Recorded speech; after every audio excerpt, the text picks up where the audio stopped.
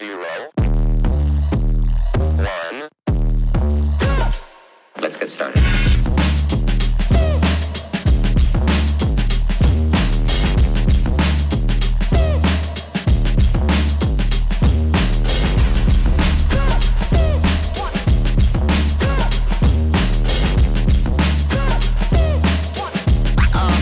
Oh, that's real good.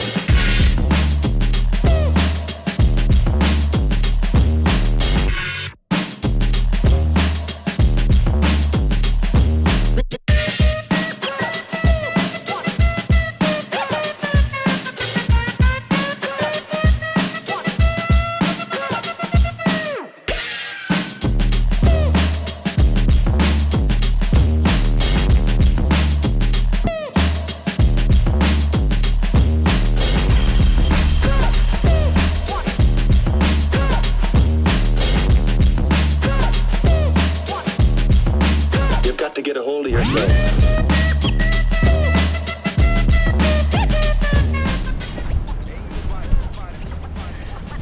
Welcome back to another YouTube video.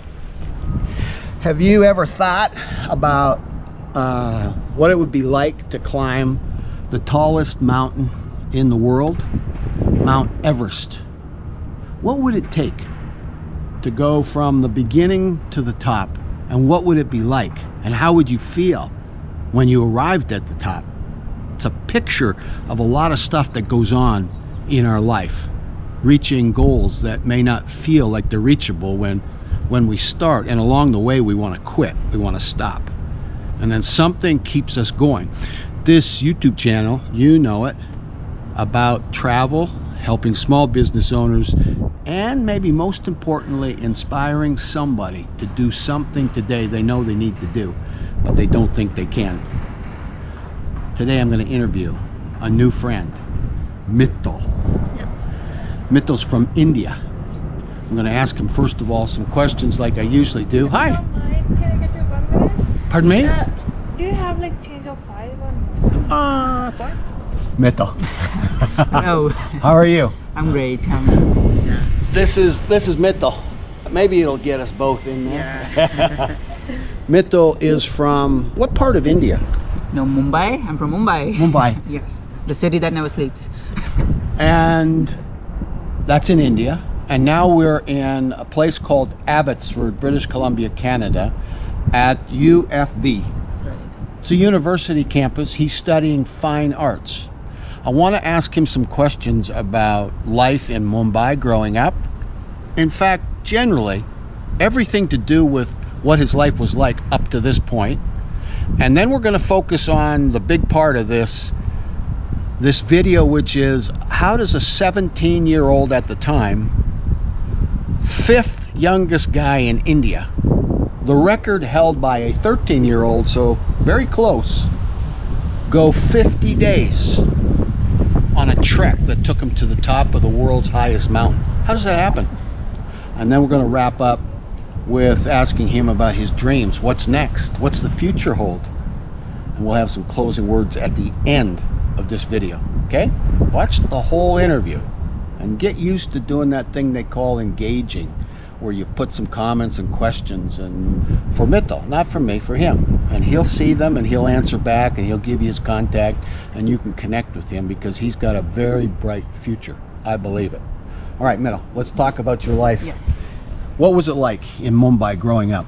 Mumbai, okay. As you know, it's super populated and it's like one of the largest cities in the world. And Mumbai was like, you know,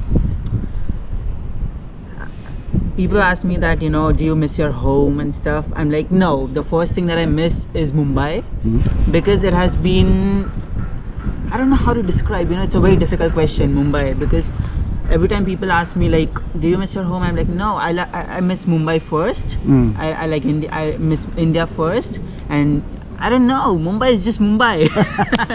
You grew up in a family. You have brothers and sisters. No, I was You're single an only child. Yes. And so the area you grew up and lived in the same area of Mumbai your whole life? Yes, it's called Ghatkopar. You speak Gujarati? I am a Gujarati. You are a Gujarati. And under Gujarati, there is this thing called Kutchi. Kutchi, okay. Yes. So basically, we speak Kutchi verbally, and we in writing we write in Gujarati. Okay. Yeah. So we don't have anything in Kutchi. We cannot write Kutchi. We can just speak Kutchi. And yes, Mumbai. I've been living in Mumbai since I was born in Mumbai. Earliest childhood memory. What do you think of in that place you grew up and lived your whole life? What's the earliest memory you have of seeing something, hearing something that left a mark on you? Seeing my house, seeing people around it, my grandfather, grandmother, and they're picking me. I can also remember, I'm in their hands, held in their hands. And I remember one thing. We were Pune, right? Pune, yes. Yeah, so I went on a small trip to Pune with my grandfather and my grandmother, and I was locked inside the car. Okay. And by accident? yeah, by accident. And then my grandfather is trying to make hand gestures that open the lock. I remember that thing, and then I just clicked open it, and then I was out. So you were close to your parents and a grandfather, Yes. grandmother, Yes. all living together. Yes, we were living together, and then now I live in a nuclear family, so we got divided. Like I was very young. Yeah. Okay. Yeah. Good, happy home. Yes. You came here to Canada a year ago? 10 months. Yeah. 10 months ago, for the purpose of studying here at this university. Yes. How did you choose this school? So I had applied in many Canadian universities like Capilano, in Alberta as well. Okay. And then I got an offer from here. So It was easy. It was a choice made for you, yeah. basically. Yeah. You came here, you didn't know anybody? No one, literally no one. You- I had my cousin brother, so he lives in Toronto, Okay. and that's all. That's That's the it. only person I know here. That's it. Yeah. You came here and you decided on a program, or you knew what you were going I to study? knew what I was going to study since my childhood, Okay. because my mother, she was a commercial artist, Okay. and she still does paintings, drawings, the Indian folk art.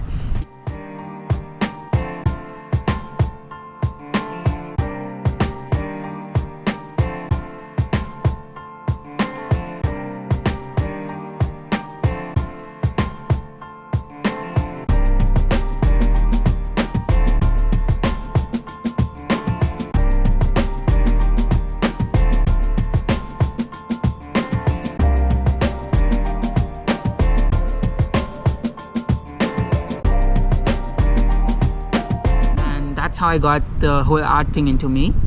And in India, when I used to do handwork, and then everything is now getting AI and stuff. Sure. So that's how I got into digital design, Okay. doing my diploma course in India for 2 years. I did photography, videography, Adobe softwares, Photoshop, Illustrator, everything. I did my 2 years diploma there, and then I'm doing Bachelor in Fine Arts here. Okay. And I might choose my majors in graphic design. Graphic design. Yeah. That's what you want to do in the future. Yes. And now you would like to be a part of some group, someone where you can practically be around as an intern or be around Yes. as the graphics. But you're leaving on the 27th of June, Just for 2 months. and then you're coming back. Yes. So you plan to, at this point, maybe to finish here, or Oh no, I'm still there for 3 years. you're here for 3 years. Yes. So you go back to India Just for for the summer, visitation, yeah. and then come back Yes. for year 2. Yeah, I'll come back in the fall. Okay. So your plan is to be here another 2 years. Yeah, more than 2 actually. So you're going to look for something in this area, maybe of the greater Vancouver to Abbotsford, where you Right. can use your skills and develop your talent. Yeah. Photography, graphic design, Videography. including physical set, Yeah. painting. You can set up sets, all kinds of things Yeah. like that. Is your dad in commercial artist as well? No. No. What? No. What's his background? So he has a shop running. So he's into business, like into wholesale business. Okay. Of steel. Oh. Yeah. Very interesting. Yeah. So he's a steel trader, or Yeah, steel trader. And your mom's a commercial artist. Yes. And they get along okay. Yeah. They have the best of two worlds. Yeah.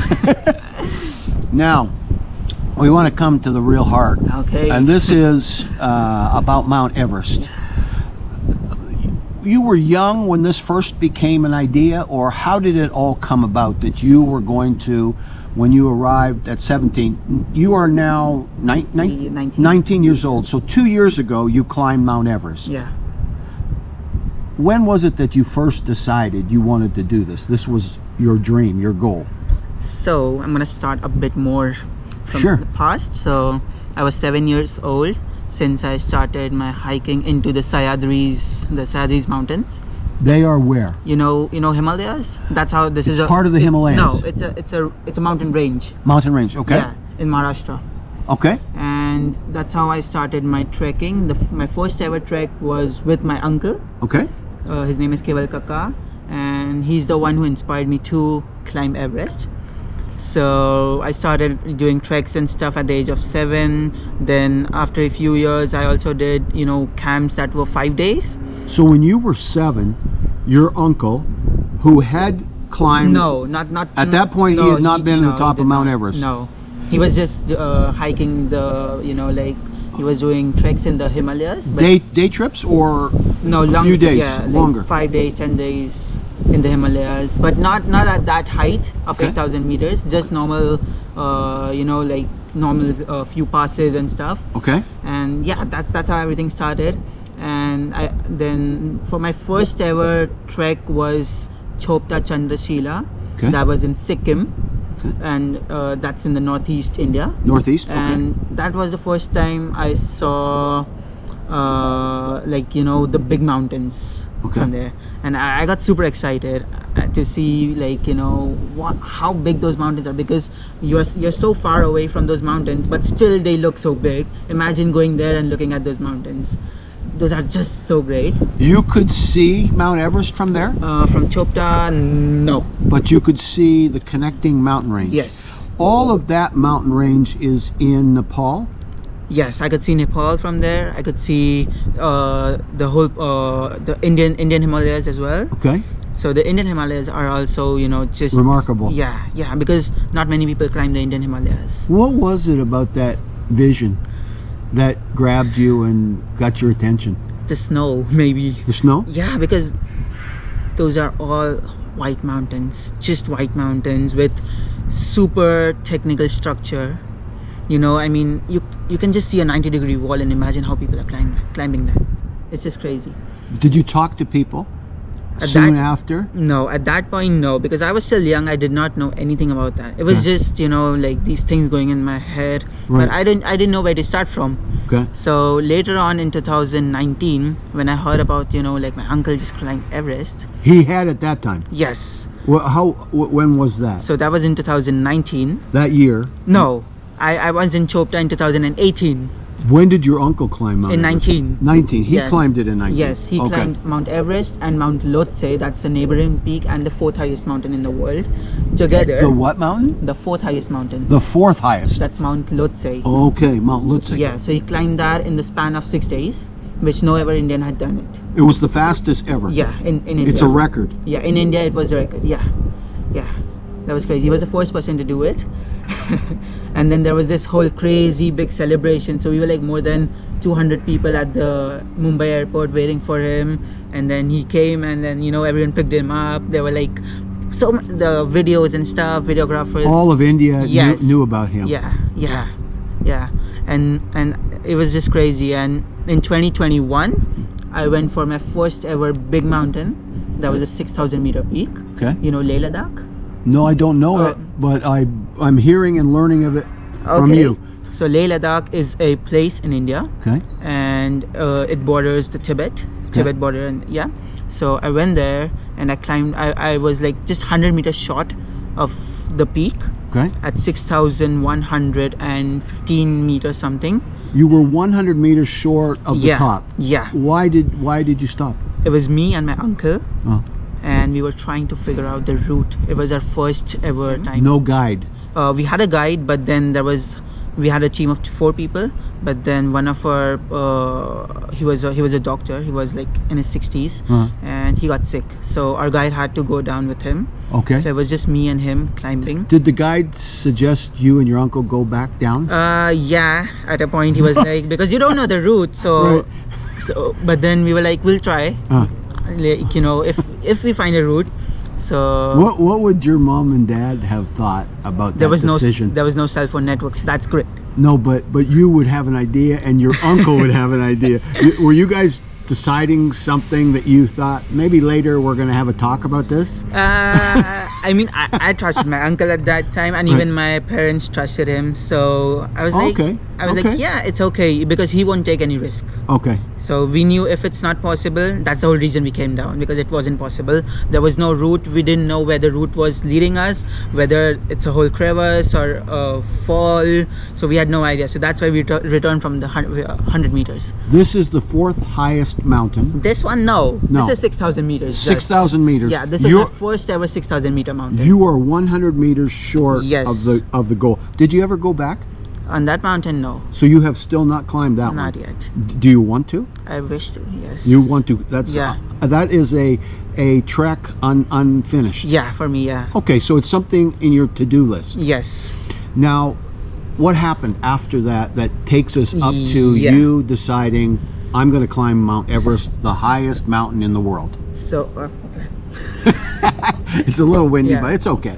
So, after that, 2021, once I came back, I was super low, because that was my first ever 6,000 meter mountain, and I did not complete that. So I was like, shit, I don't know if I can, you know, climb other higher mountains. Right. Because I knew that, you know, I had that potential, but it was just the mental thing that just stopped me, because I wanted to go on the summit, but I could not. Right. So, you know, in 2022, I just decided to trek to Everest Base Camp, Okay. just to see Everest. From Mumbai. Yeah, from... How do you get there from Mumbai? So you catch a plane to Nepal. Nepal, Kathmandu. Yes, Kathmandu. Okay. And from Kathmandu you do shopping for 2 days. You know, gear up all the put things in your duffel bag, some things in your haversack and stuff. And then from there you take a small plane to Lukla. Small plane, Lukla. 16-seater plane to Lukla. Okay. And Lukla is one of the most dangerous airports in the world. Really? Yes, it's on a mountaintop, and at the end of the runway there's this big wall, and the runway is only 500 meters. Did you have photos of it? Lukla, yeah, I have. So I will share I it want to to you. put that in here. Yeah. Okay. So just a 500-meter runway, and the structure of the runway is so good because it's inclined. So basically, once the plane lands, it stops easily, and when you have to take off, it's a slope, so you can easily take off. You take off going down, Yes. you land going up. Yep. So you arrive safely, but knowing it's the most dangerous Right. airport, Yeah, I've landed there 3 times now. and each time you All good. know it's a dangerous Yeah. thing.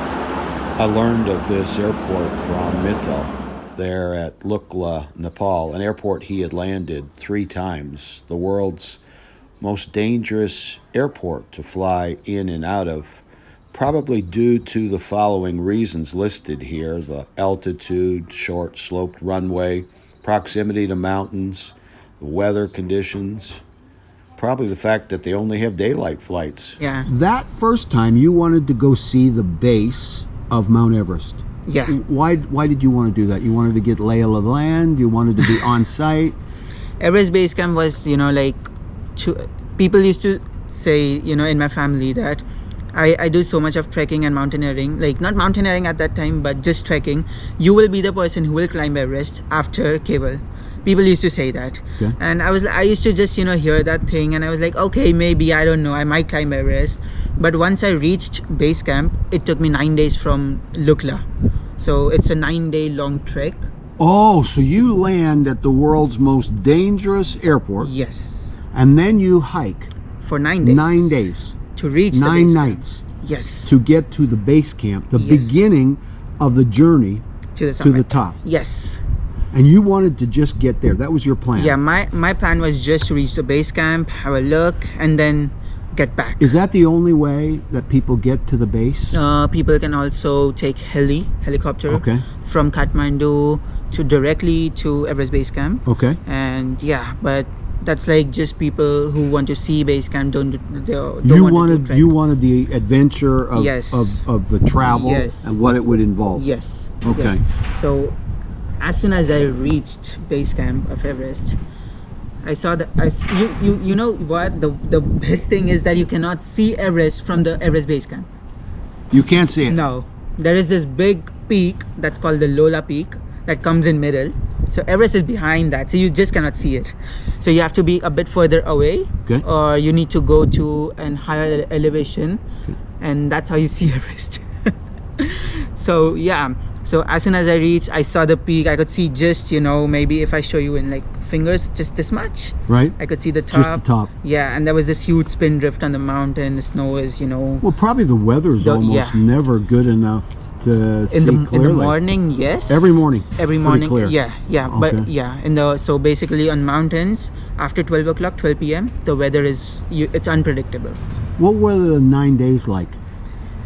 It was like terrible for me because I had headaches and stuff, and I was eating, like it was just a normal trek. So I used to eat momos, pizza, noodles and stuff. So I was getting a bit of altitude sickness as well. Okay. And at that point, at that altitude, it's like you don't feel like drinking water, so you get dehydrated, Okay. which causes headaches and stuff. Sure. So that's the whole point. Like you need to stay hydrated. You didn't do any rigorous formal training For Everest physically Base Camp? before you went on this first Yeah. journey So to the base of Mount Everest? no, not Nothing. much. But I used to do normal trekking in the Sahyadri Mountains in Mumbai. That helped prepare Yes, you. yes. Your body physically, the lungs and the Yeah. breathing. On that 9 day, there's no 7-Eleven No. along the way. But I would tell you that's the most luxurious trek you can ever get. Oh, is that right? Yeah, you can also get heated beds. You can get you can get Who's carrying those? Or are they out no, there? they're out there. They're They're little places along the way. little lodges where Oh, okay. Yeah. So it's not primitive. It's not it's not rugged. remote. No. You can find places Yes. where they can house you. Yep. You get don't good need, food. You don't need a tent. You have No. good food. So it's a nice trip. Yes. What's the rough cost of that? Rough cost in Canadian dollars, I don't know, but if I say in Indian rupees, Yeah, I'll convert it later. It's around 1.5 lakh. 1.5 lakh. Yeah. 1.5 lakh. Yeah. In rupees. Yeah. In rupees.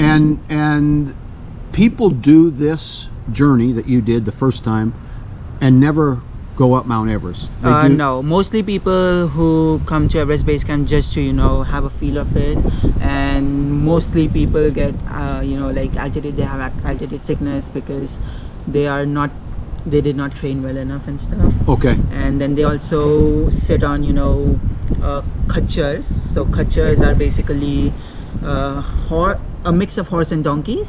Okay. So people sit on that and they go to Everest Base Camp, which is completely wrong. Okay. Because You didn't ride a horse. no. You walked 9 days Yes. to get to the base. Yeah. Not 9 nights you stayed in different places along the Right. way Yeah. with families or So there are families, the people, so the lodges taken care of, they have their families as well. You get involved with them, Okay. have a chat about what their life is, how far they have to go. And the main thing about that whole trek is you hear helicopters like taxis every day. every day. There are like more than 15-16 trips. You can hear helicopters running around From Kathmandu? from Lukla From Lukla, from Lukla the to rough base camp. airport Yeah. to the base camp. Yeah. And the people that have these little huts or these lodges, these places, that's their full-time work, is housing people that travel through and need a place to Not stay? full time. They come at that altitude only in the season when the climbing starts, Which is which starts from April April? and it lasts till June something. it's a short climbing Yeah, season. yeah. 2 months. Yeah, May is the most Traveled. Yeah. The rest of the time, the weather doesn't allow you to. No, to people go. do trek in October as well, but there are way less people. Very, Very few. less, yeah. So they've only get a couple months of income Yeah. from people as part of these tours. Right. When you got to the base camp, was it everything you thought it was going to be? No, because so when I reached there, the global what do you call I forgot. The guide? No. Global warming. Global warming? Due to global warming, the climbing season was going to start a bit late. Okay. So as soon as I reached base camp, it was just us 10 people on the whole Everest base camp. No one else was there. No one else. There were no people who were planning to climb Everest. The whole base camp was empty, and that was the best thing that had ever happened in the past 2 years that I've seen the base camp. So that was the best base camp that I had seen in 2022, because there was no one. It was just I could just hear ourselves talking. That's all. But you could not talk with people about their just experience of climbing. Yeah, that's and what they've true. gone through. But then we had. But you had freedom Yeah, and room, and it yeah. wasn't busy. Yeah, it wasn't busy, because I would say this: there are more than 1,000 to 1,500 people on Everest base camp every year. Wow. And in 2022, when I reached there was no one. It was empty. Yeah, it was It was empty. eerie. Yeah. You had seen videos by then about the base camp. Yes. You had talked to a lot of people back in Mumbai, and Yeah. maybe on your other treks, your other Yeah. hiking. You discovered that it was quite different because there were no people around. Yes, right. The base camp is like one big hotel, or It's a city. It's a city. Yes, it's So a city. everything is there. Everything you can get 12-inch pizza on a base camp. Imagine. We got that. Hospital probably, or clinic, or Yes, everything you you have need. clinics, everything. So people probably travel there and never go up the mountain. No, They just want to be close. they just want to spend Maybe a night the or family two. of people that are climbing, Yeah, and they yeah. want to be the support. Yeah, there are many people who do that as well. Okay. So they just stay there with their families, and the person climbs the Everest, come back, all good, return back, take a heli directly to Kathmandu, and yeah. So this is fascinating. I didn't realize this part of the story.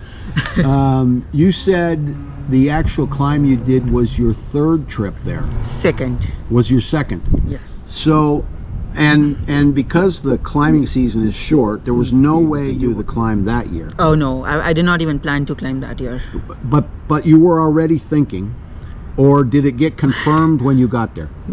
So that's a whole new story. Okay. So once I saw Everest, I asked my uncle, how does it feel to be on top of Everest? And he was like, you need to be on top to experience that. I cannot describe that Wow. feeling. And I was like, okay, maybe I might give it a try next year. So, and it was just, I was just saying it out. I never planned anything. I got back to India. I had this thing, I told my parents that I want to climb Everest next year, and they're like, yeah, he just got back from a trek. He has these, what do you call, the whole thing in his head. So Big it might just get dreams. out. Yeah, it might just get out. It might pass. Yeah. Let's just wait. So I never told them, that I want actually climb. So I started my training on my own. Okay. I started running. So you at this point know you're going to do it.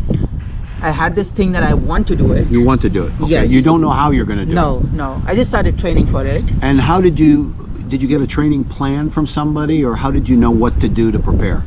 I just saw a bunch of YouTube videos. YouTube videos. And I used to just ask my uncle. I was so curious. I just used to ask him that, how do you train for these big mountains? And he was like, you need your endurance to be super high. Endurance. Yeah. You need leg power, leg endurance. Then you need to, do staircase climbings with weights on you. Cycling, you need to wear mask. The mask which, once you breathe, there is very less air that comes inside Oxygen. the mask. Yeah. You needed oxygen the last day, or when did you need oxygen when you actually did the climb? Oh no, so this is the thing I'm talking about Is the training. is the training part. Right. But just to jump ahead for one yeah, second, yeah. is it the very last end, or is it several days? No, so you need to be on oxygen for at least a day on the last part, but I was for 3 days. So you're having to carry the oxygen. At least one cylinder with me. The whole. Yours was a 50 day when we get to that part of the story. It was 50 days from base camp. No, from Mumbai airport. From Mumbai airport. The whole thing is 50 days. The climbing was around roughly 20-25 days. Half of that is the last part. Yeah. Okay. So you're training, you're doing legs, your weights upstairs, you're working on your endurance. And one thing I would like to add that I started calisthenics. Okay. And jumping jacks and no. Push-ups? No. No. Push-ups, pull-ups, yes. But have you seen what gymnasts do? No. Gymnastics, the on the bar. Yeah. That's what I do. Oh, okay. Yes, I have a bunch of videos of those. And this is for dexterity or for strength training? Or? That's for strength as well. Okay. But I wanted to, make calisthenics as a part of my Everest training as well. Okay. So I just mixed it up.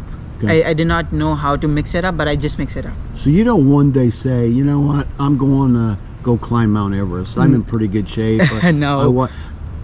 You really have to train. How long did you train for this? 8 months. 8 months. Yes. So you knew the window, roughly when I knew when the climbing season would start, and I knew the deadline to tell everyone that and now I want to go climbing. You need to make arrangements in Nepal. Okay. So I knew when to do that. Okay. So that's how I started everything, and slowly I kept on nagging my parents that I want to go Everest, I want to get Everest, and they were at a point they were like, why does he keep saying this, why like, and I told my uncle as well, and that's how things got serious, and that's how everything got decided that okay, now he's serious, he trains as well, so maybe he wants to climb Everest. You're training 8 months, you're convincing your parents. You told me it's going to cost 64,000 Canadian to do this.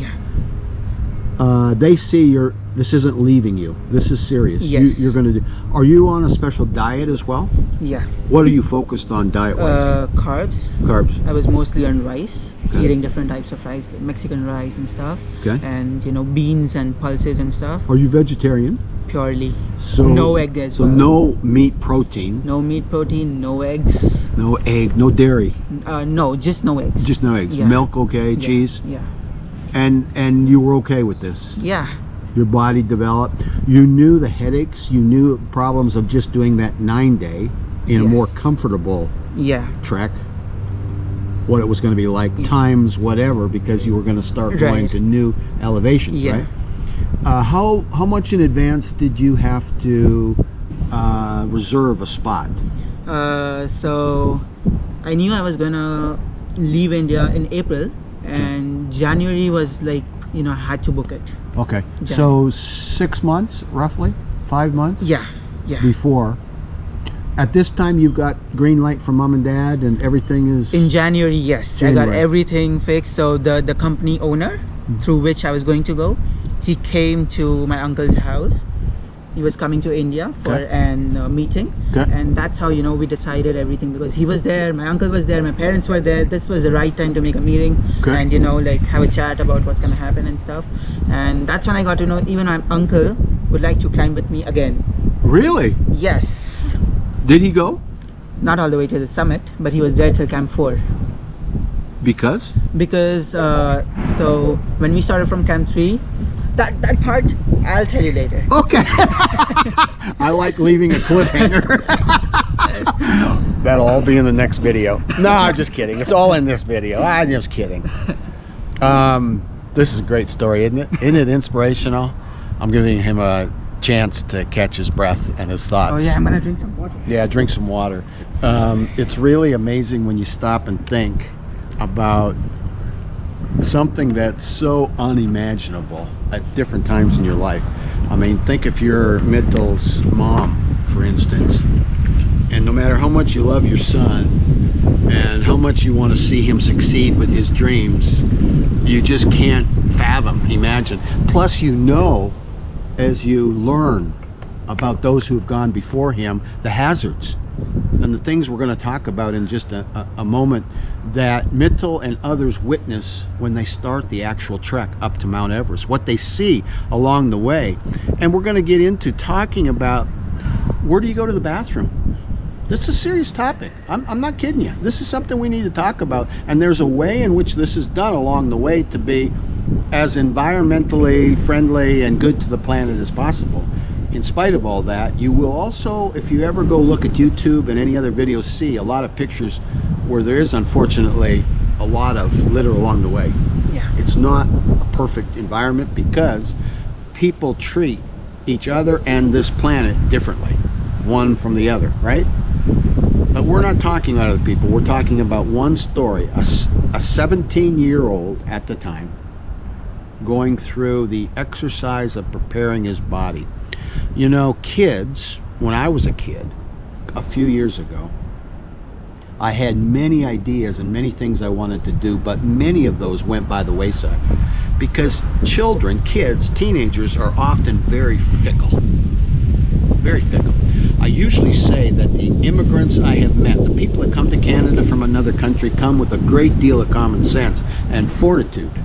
Mithil is one of those. This didn't happen overnight. I want to do something, and his parents knew enough to wait a little while to see how serious he was. And they discovered he was serious. He was going to do this. He proved he could do the preparation. He did the steps.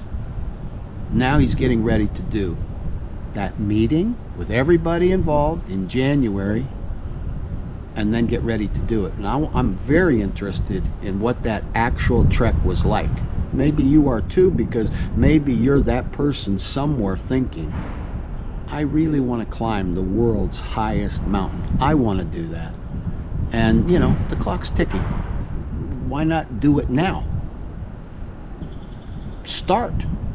Because it's not going to happen unless you start and move little by little towards that goal until it becomes a reality for you. All right, Mithil, let's get back to the story here. Yeah. Where should I start? So you're we've got a little bit more battery in this one, Okay. and then I'm going to change. I just want to make sure I catch it. You're eating the right diet. You're training. Yeah. You're having the meeting. Yes, the And meeting. the meeting is good. The meeting Everybody's went on. perfect. Yes. You've got a date. Yeah. Like a window Yeah. when you will go. Yeah, I had the, so it was like in the early April Okay. when I was going to leave, the All first right. week of April, Okay. and everything was fixed. Then I started, you know, packing. The Okay. most important part, you know, packing big jackets and stuff, and I had nothing because this was my first ever big mountain. Okay. And I had to rent out stuff, I had to buy out stuff, everything. Okay. And my 50% of the gear was bought from Nepal, so my bags were mostly empty, so I had nothing, you know, all the technical equipments were bought from Nepal, Okay. because in India we don't get those equipments. They give you a list. The Yes. tour guide, the company. The company gives Yeah. you this. You need this. Right. And all of that is going to have to fit in a backpack. Right. And it's going to weigh how much? The whole, maybe somewhere around 30-40 kgs. 30, 40, so 100 pounds. Yeah, kind of, yeah. Your weight. I mean, but you don't have to carry everything. It's like it just weighs more because being a vegetarian, I need to carry my own food as well. Wow. Yeah. So somebody else, a guide or you had to have other people come along that could help carry. No, we'll get there as well. Okay. So I packed everything in big duffel bags. Okay. And so it was me, one of my friend. His name is Pankil. Uncle. Okay. So even he's a Gujarati. Okay. And my mama. So we all three were Kachis, Gujaratis, and we started. We had packed all the food together because we eat the same diet. Okay. So You're on the same page. yeah. So All right. we started on the 2nd of April. That's what I remember from the airport. Okay. So yeah, and we reached Kathmandu. We were there for 3 days. April 2nd, you left Mumbai. Yeah. You've got all your supplies. You're going to have a couple of days in Kathmandu to do shopping for Yes. And technical stuff included what? Technical stuff. Compass? No, you didn't. Oh, you don't need a compass anywhere. No? Nah, because there are ropes attached. Okay. Yeah. So You need climbing shoes that are the 8,000 meter shoes. Wow. And they are super heavy. Each shoe weighs around 1.5 kgs. So the whole pair is like 3 kgs. And they are almost to their knee. The gaiters, the big things. So they come to their knee. Then you need down suit. Okay. That's for the last day, the final day. Okay. The whole one piece suit that is super thick, and that lasts in -40, -50. Okay. And then you need mittens, the big gloves, to so that you don't have frostbites and stuff. Okay. You need helmet. Then you need goggles so that you don't get snow blindness. Okay. Then you need harness. You need lots of carabiners. The clips. Yeah, the clips, the carabiner clips. Yeah. Then you need liner gloves. So there are 3 types of gloves as well. You need liner, the super thin gloves. You have 6,000 meter gloves as well, and the 8,000 meter gloves as well. Because there's such a difference in the temperature? Yeah, so you cannot wear a 8,000 meter glove and climb, from base camp to camp 1. Because Too hot. Too hot, yeah, too hot. And it's too cold up there that you wouldn't survive without them. Right, so you just need to carry all of them. And people also climb in, those gloves, but then it just depends on weather, wind, everything. Then what else do you need? You need it's a harness. You need a small sling just to attach yourself, and then maybe an ice axe. That's just for safety. You don't need to carry ice axe on Everest, because there are so many people on Everest and the line is completely fixed, the rope is completely fixed. Yeah, that's the more essential gear. The video I've also sent you, right, which explains. We're going to put that in here at this point of all your equipment, right, while you're sitting in a tent. Yeah. With the supplies. Yeah.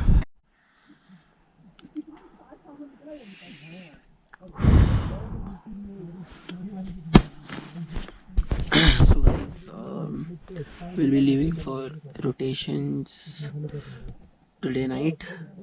बस उसी का packing सब चालू है. Yes. Helmet, gloves, liners, beanie, charge करना ही है. Slings, carabiners, jumar, safety, harness. Then this is a sleeping bag which will be here, and another sleeping bag is here. And yes, those are the shoes there. And yes, all this stuff right here. Yep. And all the khanas, the eating stuff, as with the furbadai and nimadai and all. So they'll carry them in the next rotation. When we come down, I'll be taking the down suit, which I just tried it, and it's good, perfectly nice, a bit loose, but yeah. You arrive eventually at the base camp. You redo what you had done once before, basically. Yes, you reach Lukla. From Lukla you trek to Phakding. From Phakding you trek to Namche Bazaar. From Namche Bazaar is the most luxurious place you can be. You have nightclubs, you have pool table, snooker table, you have big brand things at 2,500 meters. It's just crazy. Breathing is hard. You feel it already, even though you've been training. At Namche Bazaar, no, it's all good. The tree line is pretty decent, so it's good oxygen over there. Okay. From Namche Bazaar is where you can see Mount Everest. Oh, for the okay. First time. First time. Yes, once you cross that thing. You have started the 25 days roughly trek. Yeah. So it's 50 from home in Mumbai to the top of Mount Everest. Yeah. From the base camp of Mount Everest, it's about 25 days. Yes, and I'll also explain where the other 25 days come in. Okay. Yeah. So from Namche Bazaar you trek to Tangboche. From Tangboche you trek to Dingboche. From Dingboche you trek to Lobuche. From Lobuche you trek to Gorakshep, and Gorakshep is the last village, and from there Everest Base Camp is just an hour or two. Okay. So that's how you reach the final base camp. 9 nights. Yes, Again. 9 nights for trekkers. Yeah. But if you are a climber and you have good endurance, you can just complete the whole thing in maybe 7 days. Okay. And people also do it in 2-3 days, but that's like, it's just super quick. You need to be acclimatized for that. Right. So yeah, just to acclimatize, you go slow, steady, you drink enough water, you eat good food. Okay. That is dal chawal. Okay. So in Nepali they say the dal bhat power 24 hour. Okay. That's dal rice power 24 hour. How big was your group? So we had 13 people. 13. So we were 13. Yeah. So we were 7 or 8 Indians. Okay. And 5 people from Poland. From Poland. Yes. Okay. From Poland. Okay. So it was a mixed group. All right. And yeah, so we had to, once we reached base camp, we had 2 separate dining tents. One was the Polish tent and one was the Indian tent. And yeah, the first 4 tents. So in the video it shows we have super big tents.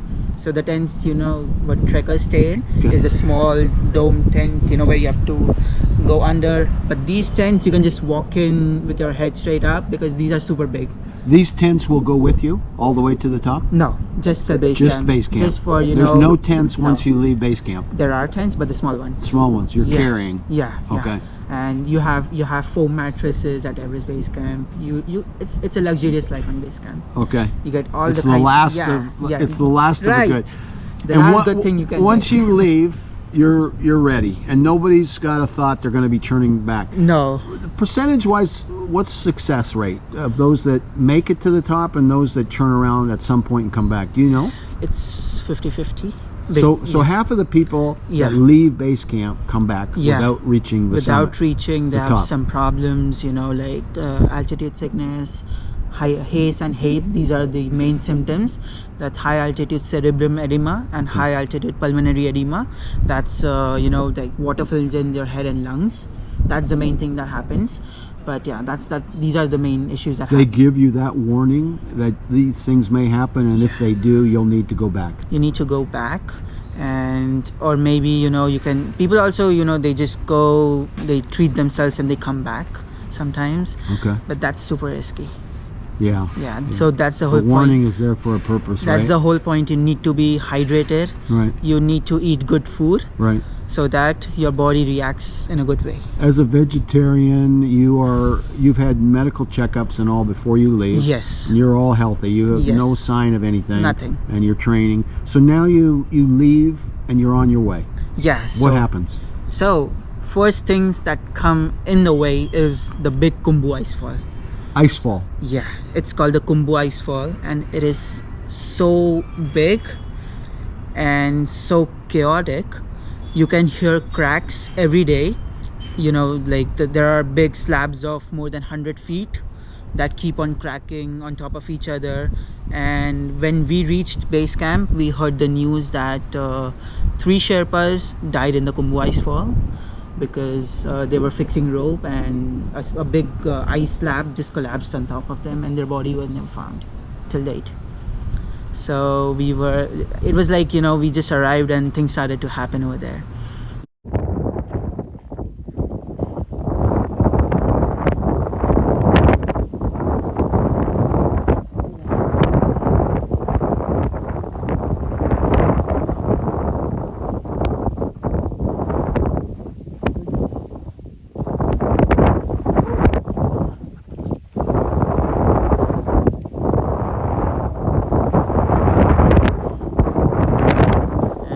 Like, no one knows if the climbing season will continue or no, because in climbing it's like, you know, if people it does not happen on Everest, but on other mountains, if a person dies or something, you should not climb in respect.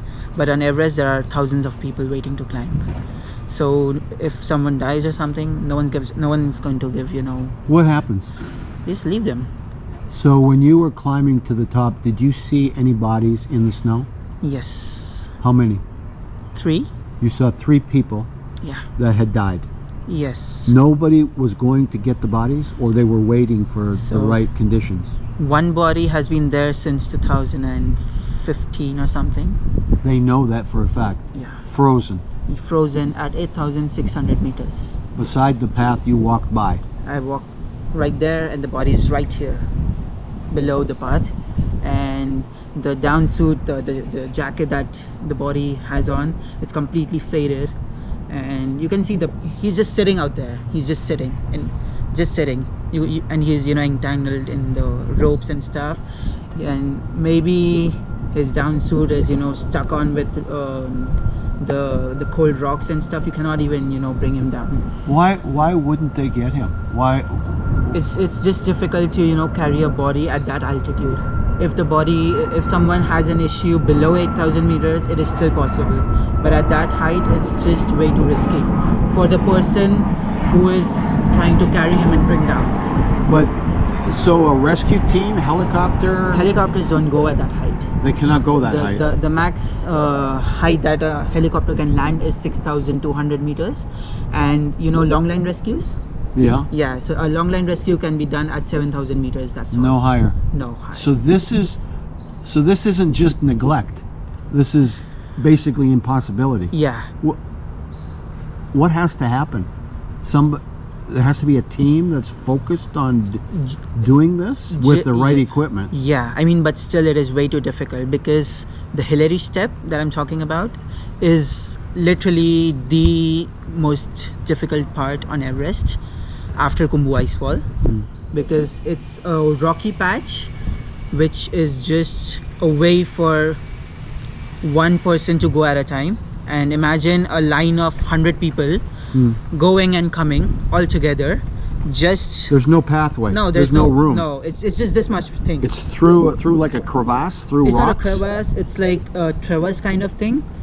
So person going has to stick in completely for the person coming back down. So it's just way too risky.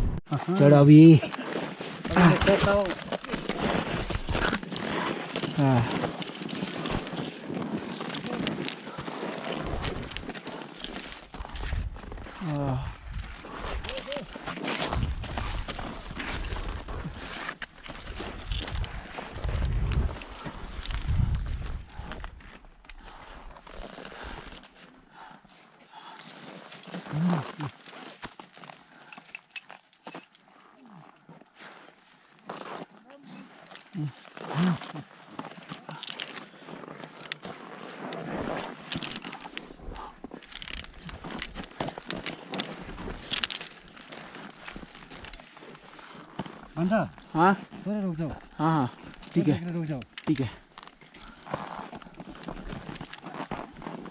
ठीक है।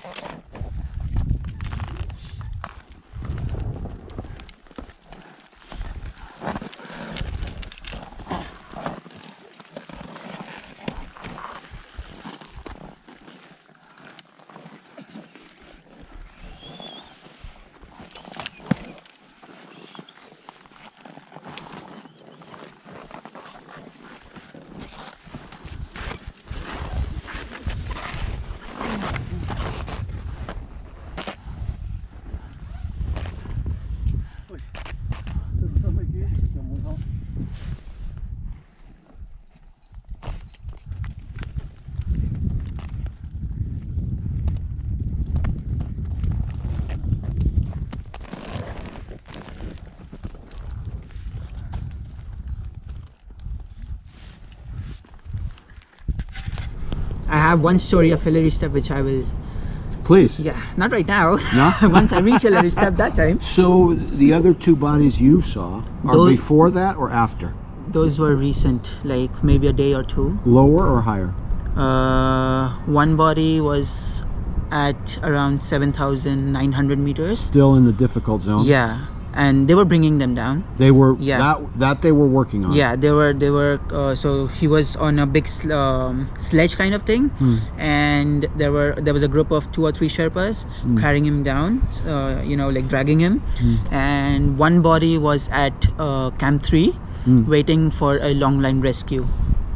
So these are the 3. Same reason in all cases, people's heart just gives out, or there can be many reasons, but mostly it's one of those, like, heart attack or sudden shock, or maybe something fell. He might have fallen. He took a fall, hit somewhere, or maybe haze or hip or something like that. Just gave up. And this is, they tell you, a common occurrence on the It's not common. It's just you need to know when to return.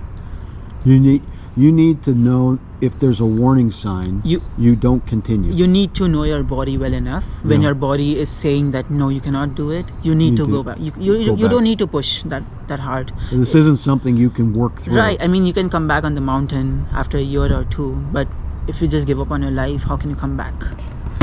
All right, when we come back, we're going to talk about what do you do about going to the bathroom, a little lighter subject on the mountain, and where do you sleep?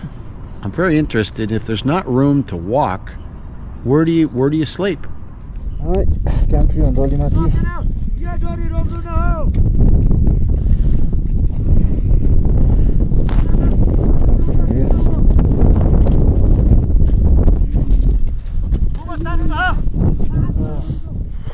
क्यों आए अभी Everest के आए एक जन की मदद करके आए हो। एक गगल्स दिया है दान देवता नहीं ऐसे ही बोलता नहीं तो अंदर आ जाता है यार। हाँ वो भी है okay Yeah, a bit less noise. So, what do you do when you're at 7,000 meters and you got to go to the bathroom and you're somehow environmentally conscious? I've seen pictures, maybe you have too. There's some litter along the way and maybe some of that bathroom related stuff, but there's a proper way of what you're supposed to do. So what happened? What did you see? What did you participate in? So at Camp 1, that is at 6,100 meters, 6,100 meters, there are no washrooms or bathrooms. There's nothing. Okay. So if you want to poop, you go in an open section just far away from our campsite, not too far away because the area is not secure. It's an avalanche prone zone, so just maybe 100 meters or something far away from the camp. Okay. You sit down. That's the only option you got. All right. But and you cannot bring that poop down because that's in snow, Okay. and you cannot carry that thing. It's frozen. It's frozen. And it stays that way. Yeah, and this year-round. is I'm talking in 2023 because in 24 they bought a new rule, which I'll talk about it. Okay. So yeah, and once you reach at Camp 2, you have toilet tents. Toilet tents. Yes, Okay. the big tents. So what they do is basically they dig up snow, they place big blue barrels, and then they layer it with ice outside and rocks on which you can stand on, Okay. and you can poop inside directly. Okay. And once that is full, they just close it up, they remove that thing, and then add a new barrel. That's that's it. And they carry it up or down? down. So when they turn around and come back, or is Yeah, it they maybe just leave the whole thing there, and once people come? Yeah, It's part of the deal. yeah, and then once everything is done on Everest, keep taking down the things. And at Camp 2 you also have helicopters, so people pay to go down and bring things up. So once the helicopter is going down, they load in this extra stuff and it just goes down. And Where do you eat and sleep? so there are the normal small tents that people use. That's the tents that we A sleep little in. pup tent. Yeah, and there's like 3 people in one tent. Okay. In those small tents. Freezing? Just really cold? Minus 20, 25 at Camp 2, and that's normal. That's okay. That's bearable. But at 8,000 meters, Camp 4, it's unbearable because the winds are almost like 70 kilometers per hour, 80 kilometers. Nothing to warm you. No. You can't really sleep either. No, you actually cannot sleep on Camp 4 because it's the dead zone, and the winds are so high. It just there are torn tents that are on Camp 4, and I also have a video of me vlogging at Camp 4. You can find that on my Instagram as well. So I have to add subtitles down there because you cannot hear anything, and if you even want to use the washroom, because there are no toilet tents on Camp 4 because they just tear apart. So A little aside note right here for people that love cameras, you know, you vlog and you do that kind of stuff. You guys know that I use GoPros, but GoPros have problems. Mithil was telling me before we started this interview, he had a GoPro Hero 7. Hero 7 that he will not use GoPros again because it finally gave out Because I could in those see, extreme I could conditions. see the battery draining right in front of my eyes. It was 36, 35, 34, and I was like, what is this going on? But maybe no camera could withstand those conditions.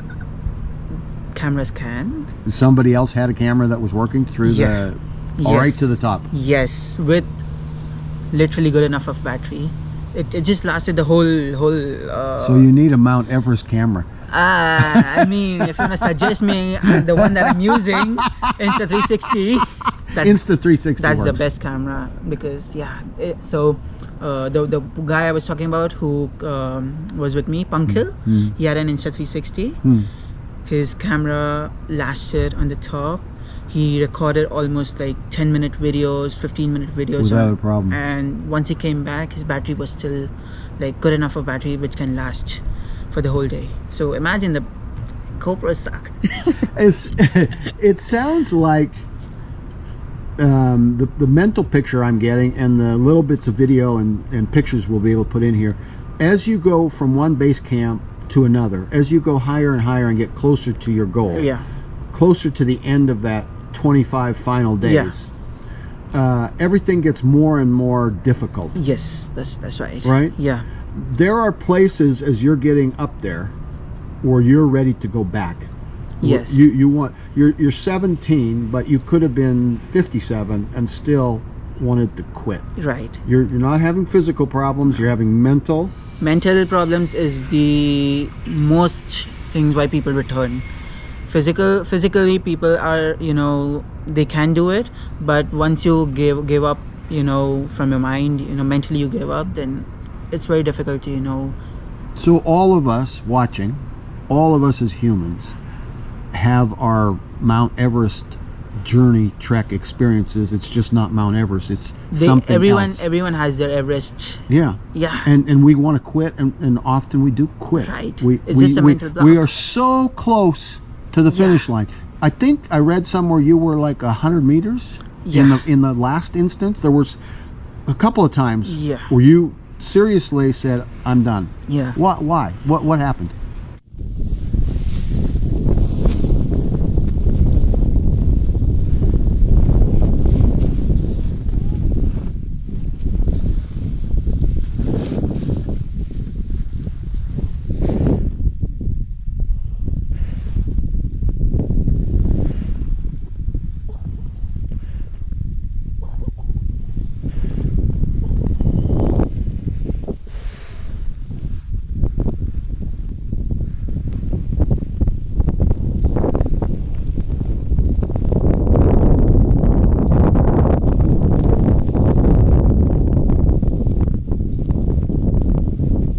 Okay, so these happen. So first thing I'll talk about is the Kumbu icefall that I talked about. That's between base camp and camp 1. So it was me and my uncle at around 1 a.m. or 2 a.m. because Kumbu icefall can only be crossed in the early morning after 12, because at night time basically, because the ice and the snow is super intact. Once the sun comes up, it starts cracking, melting. So we were going and I heard a noise, but I didn't know what that noise was. And my uncle, his reflexes were super quick. He pushed me. We ran a couple of meters and there was this big 10 feet or ice slab that just fell behind us. That was one of the moments I was like, what the hell is why? Like, what happened? And running that few meters, I was breathless in that cold. I was like, I need to take a bit of rest, and my Sherpa was like, you cannot, because this is Sherpa's your guide. Sherpa's our guide. You hear a noise, you don't know what it is. It's my first time. I have no idea what that noise is. Animal, the ice is There's breaking no animals, apart, but avalanche. yeah, it can be anything. You don't know. No, and it's scary. that 10 feet of ice slab can create a big avalanche as well because of the sound. Okay. So he was like, you cannot rest, you have to keep going because this is the most dangerous section. Okay. So Close to the beginning is the most dangerous. one of the most dangerous sections. Wow, I yeah. would never have known that. Yes. Just right at the beginning is the test. Yes. So as soon as you leave base camp to go to camp 1, the danger starts. You because you respect your uncle, listen to him, Yeah. and it overrode your own emotion, your own thinking, your own fear. Yeah. And you said, I'm going to keep going. Yeah. I was like, okay, it's not the time to think right now. Okay. First, we need to reach a safer section, Okay. which is directly camp 1 because there is no safe section in between. Okay. You have to reach camp 1. So yeah, we just kept going, and I started at around 10 p.m. Okay. and I reached camp 1 because I was super tired at around 2 p.m. in the afternoon Okay. the next day. So it was like more than 12 hours of continuous climbing, Nice. and I was super tired, and my legs were like, I was Screaming. like, yeah, just stop, but I just could not stop because I had to reach somewhere, and I did not even have. Once I crossed the Kumbu, my Sherpa, he was like, I have to go ahead and I set up the tent. So I was like all alone. I was all alone, going up and down, trying to reach. I could see camp 1, but there are, you have to.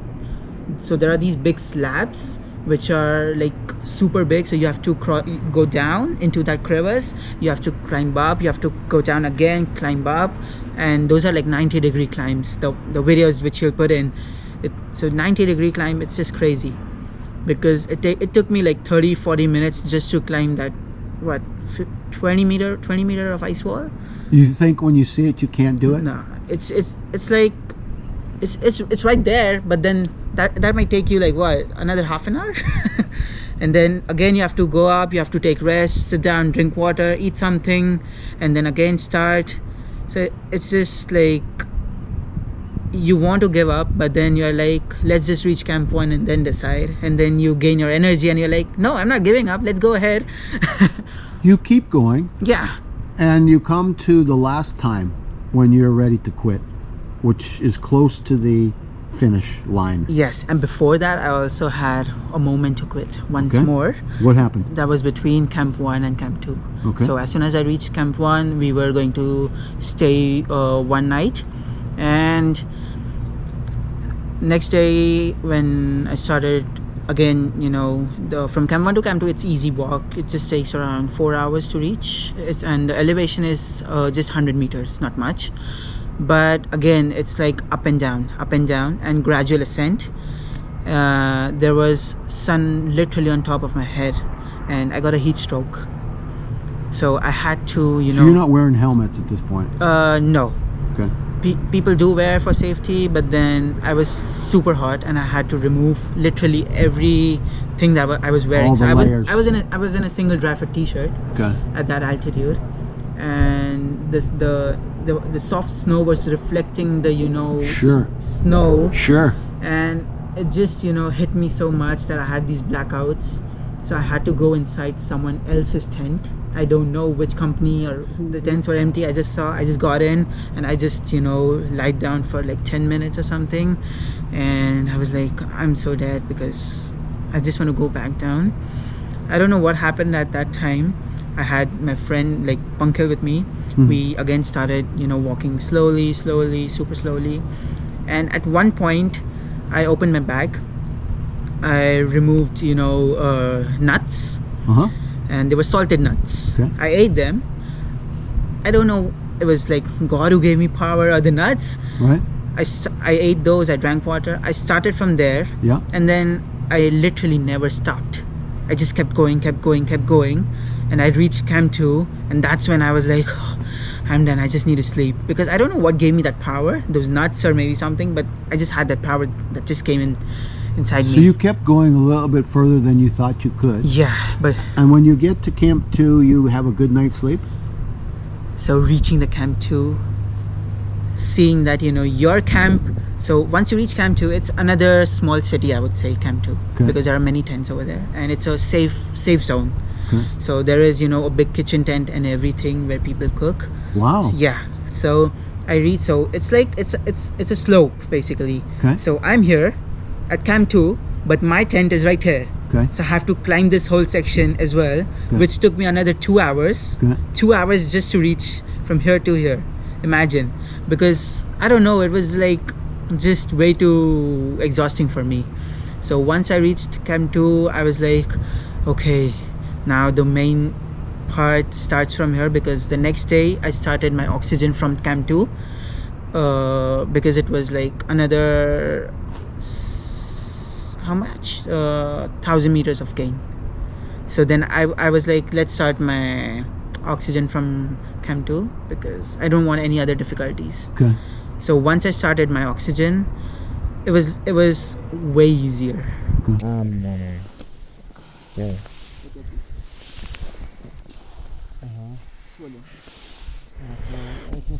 Wat ik hem gewoon dat heel erg gemakkelijk. Dat is de noods.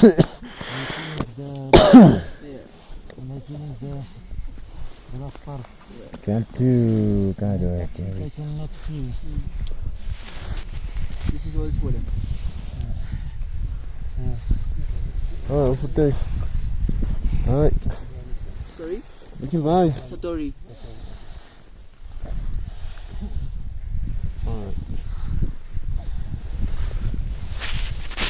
Because my mind was reacting easily, because there was oxygen flow inside my body completely.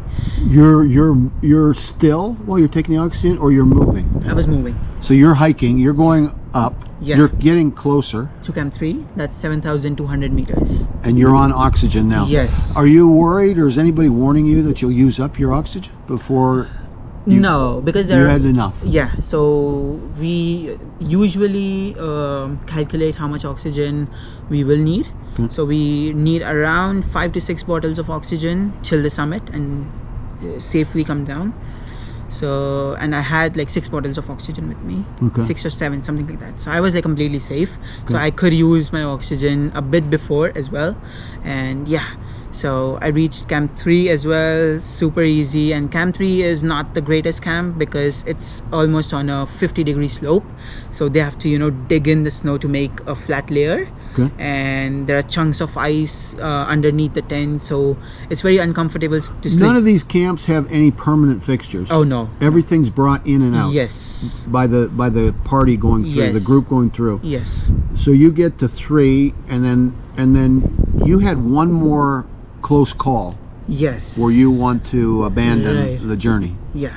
So that was at 8,000 meters, 8,600 meters actually. So what happened there was, you know what? Wait, not right now. Well, what else did you want to tell me? I could see flying oxygen bottles. Flying oxygen bottles. Yeah. So when people climb on that slope, people don't close their bags properly, Huh. and oxygen bottles just fall out of their bags, and you could see the bottles literally going from your head Over your head. over your head, and it can hit anyone, literally anyone. So they are not taking care and making sure everything is tied down. Yeah, and or maybe those oxygen bottles are from somewhere, they just dumped it and wind picked them and threw them, something, but those were oxygen So there's bottles. garbage along the way. There is more than 16 tons of garbage on Everest itself. Nothing they can do about it, because how do you- People bring them down. The best thing you can do is bring your own garbage. Right. Don't litter. Just whatever you eat, Right. put that in the bag and bring it down. Right. Yeah. So yeah, we saw these things. The flying oxygen was like literally not on my bucket list, because I had no idea. It could be dangerous. Yes, because it can hit anyone. And this is it. They are metal. Yeah. Aluminium, I think. Yeah. Yeah. So it can hit anyone. So after that, I had hallucinations before reaching Camp 4. Because of the altitude. Yeah.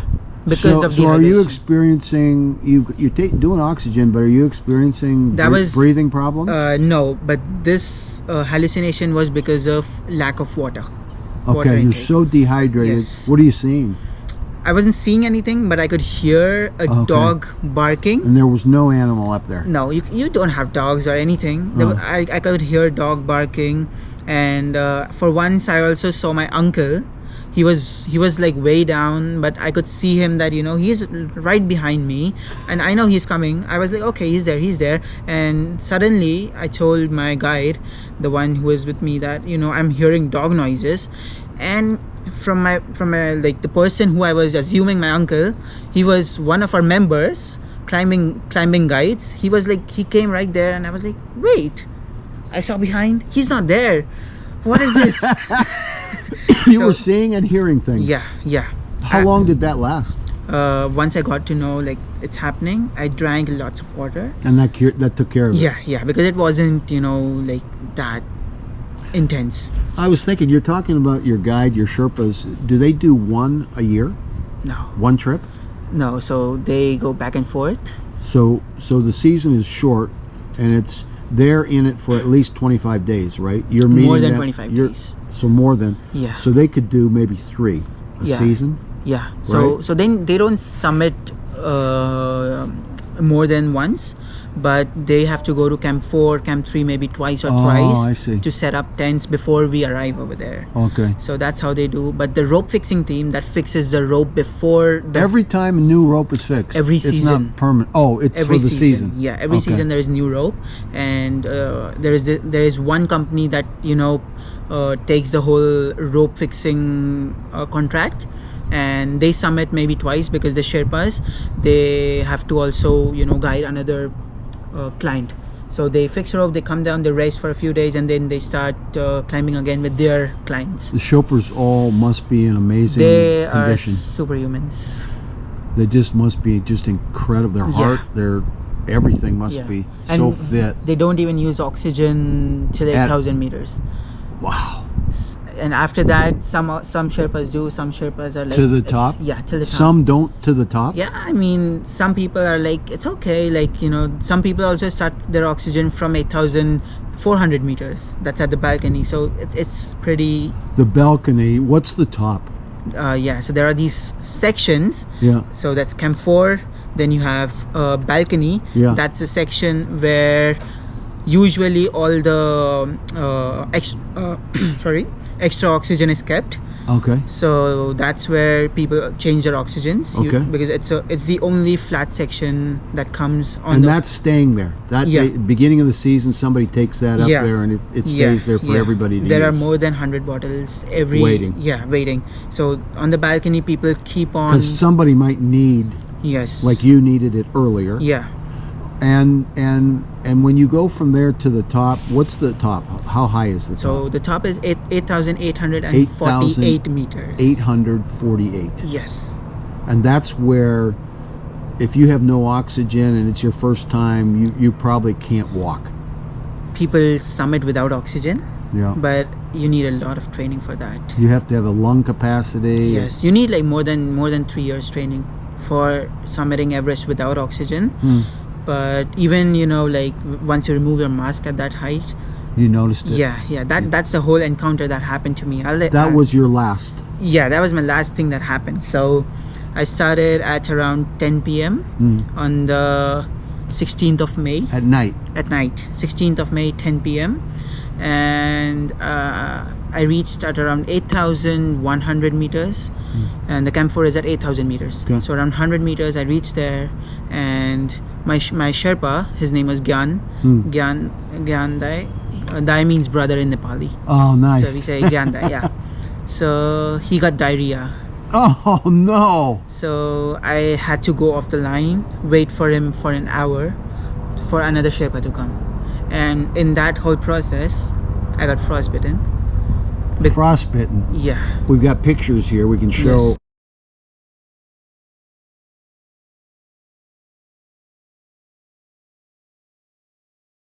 Of one finger got One frostbitten. finger and one toe. And they got frostbitten because Because of me waiting in that cold, minus 40 degree.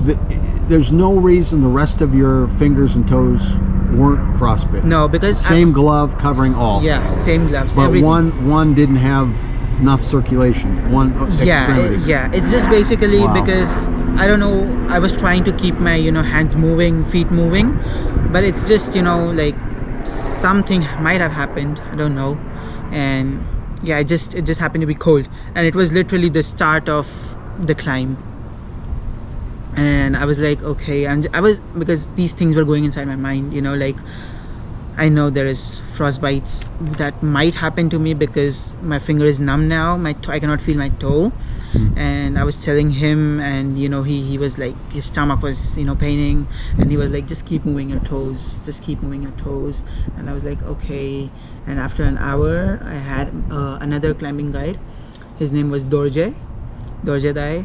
He accompanied me, and we started climbing again. So it was around 11 again, something 11 or 11:30 we started climbing, and there was a big line, a huge line Of what do you mean? of people, Of people, one after the other. more groups going up trying to get by you. Yes. And at one point it was like one step, you just stop because you cannot overtake anyone. It's just that one path. And my Sherpa Dorje, he was like, okay, you are fast, these people are slow, we have to overtake them because we won't reach the summit in time. So what he used to do, so he used to remove my carabiner from the rope. He used that thing. He used to remove his carabiner. We used to overtake. We used to again attach our carabiners, keep going, do the same thing, keep doing that thing again and again. Hopscotch, trying to jump Yeah. ahead of, because the path is narrow. The Path is the where narrow. You don't know what's on your right, you don't know what's on your left, but you have to overtake because you won't summit in time. You have to. There's a turnaround time of 12 o'clock. If you don't reach till 12 p.m. to the summit, wherever you are, you return because you don't know what the weather is after you go that. back to the camp, the last camp. Yeah, So those people you were passing were not going to make it. they might make it, they might not make it. No one knows until Were they upset that you were passing them? some people get angry, Oh. but then you just can't help them because It's yeah, you got to go. yeah. And there were many amputees as well. So, Amputees. Yeah, What do you mean? like prosthetic legs. People were climbing Yeah, from the bottom yeah, like with artificial limbs. yes, Wow. yeah. So they were super slow, so we had to cross them as well. And we reached balcony, the mark that we change oxygen cylinders. And my Sherpa was like, Dorje, he was like, let's change it quick and let's overtake all these people that are waiting here. So yeah, we changed, we started climbing again. And once you leave balcony, you start with a ridge walk. So on the right hand side it's complete Tibet, and on left it's complete Nepal. And you could see torches of people, like it's a big line. And you climb, and then there is this wind stroke that comes all of a sudden. You have to put your head down suddenly because it just these sections are not covered because the snow spindrift, it just hits you so hard. These go numb, and it's like a rash kind of thing. You cannot Right. even touch it. If you touch it, it burns. Right. So I have one photo which I'll show you after.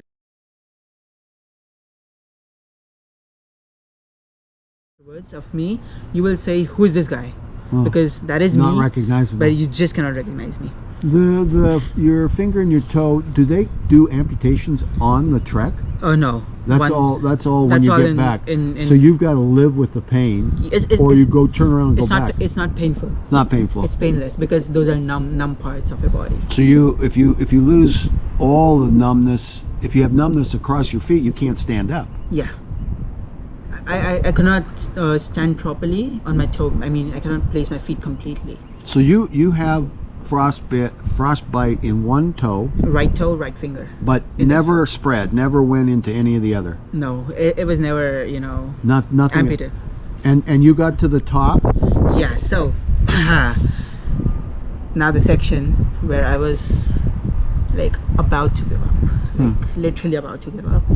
So that was at the start of Hillary step. Hillary Step is known for, do you know Edmund Hillary? Yeah. Yeah. Famous. The first person who From- climbed with Tenzing Norgay. Okay. So these two were the people who climbed Mount They made a Everest. movie. Yeah. So Edmund Hillary was tall. Okay. That's the whole reason he climbed Hillary Step, the rocky section first. Okay. So that's why they named it after him, Ah, the Hillary okay. Step. Okay. So so I reached at the start of Hillary Step, and the oxygen mask, they have these nozzles and pipes going, and there was a thin layer of frost that got in between the pipe and the nozzles, so there was no oxygen coming in for me. And if I remove my mask, there was no oxygen in the air, enough oxygen for me to breathe in as well. So I was super heavy in breathing. I was like I put on the mask, I just could not breathe, so I had to remove the mask, and the wind's coming in, you know, the snow hitting me, and I was like, what should I do? And I just had to cover myself up. I was just breathless.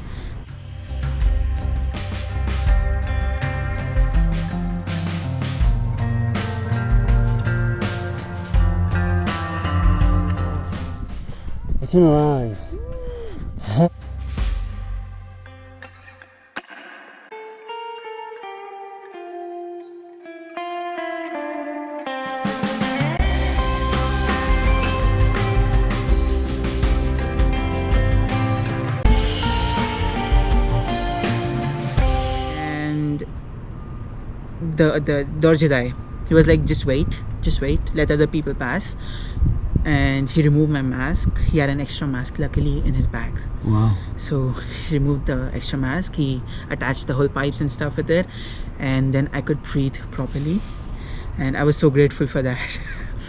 And I was like, now I was super heavy breathing, but still, you know, it was so out of control. Right. I was like, I just cannot do it.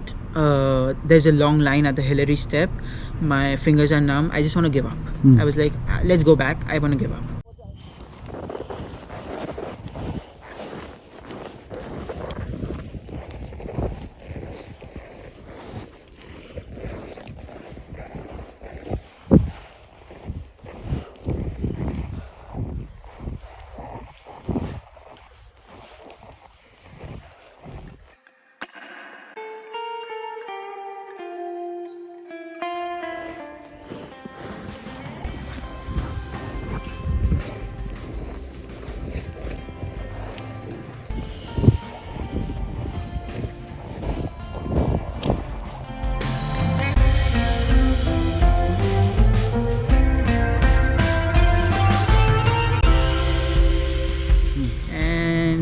He just heard me once. I kept on repeating these things, and he was like, okay, wait, so I'll tell you what he told me in Hindi.